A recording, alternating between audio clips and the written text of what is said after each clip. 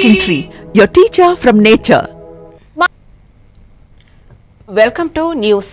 విశాఖ భీమిలి నియోజకవర్గంలోని మధురవాడ యువకుడు మిస్సింగ్ కేసులో అతడి మృతదేహం లభ్యమైంది. అనంతరం అద్ది మర్డర్ కేసును నిర్ధారణ చేసుకుని దర్యాప్తు చేపట్టారు పోలీసులు. యువకుడు భార్య రమ్య, ఆమె ప్రియుడు వసంతరావు నిందితులుగా గుర్తించారు.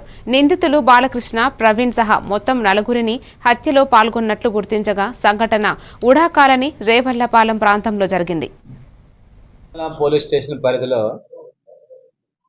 డిసెంబర్ 17వ తారీఖున అల్లాడ రమ్య అనే ఒక మహిళ వచ్చి పోలీస్ స్టేషన్లో తన భర్త అల్లాడ నాగరాజు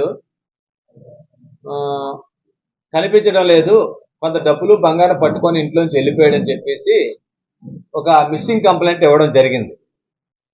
ఆ కంప్లైంట్ మీద పిఎంపాలెం పోలీస్ స్టేషన్లో ఒక మిస్సింగ్ కేసు, నాగరాజు కనిపించట్లేదని చెప్పి కేసు నమోదు చేయడం జరిగింది.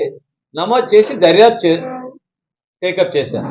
ఈ దర్యాప్తు చేస్తుంటప్పుడు మనకు తెలియవచ్చిన విషయాలు ఏంటంటే, ఈ నాగరాజు 17వ తారీఖున చాలా ఆ ఫారెస్ట్ ఏరియాలను కొండలను కూడా తిరిగారు.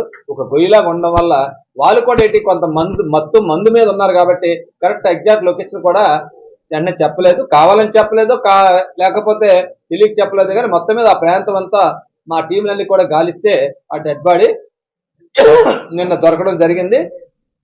దొరికి వాళ్ళ నలుగురిని కూడా మర్డర్ చేసినట్టు భార్యని, అలాగే భార్యతో పాటు ఉన్న ఆ వసంతరావు ఉంచుకుని ఇద్దరిని, అలాగే వాళ్ళకి మర్డర్ చేయడానికి తీసుకొచ్చిన సుపారీ తీసుకున్న ఆ బాలకృష్ణని, మహేష్ని కూడా నలుగురిని కూడా హత్యా నేరం కింద అరెస్ట్ చేయడం జరిగింది. వాళ్ళందరినీ కూడా ఇప్పుడు కోర్టుకి తరలిస్తున్నాం.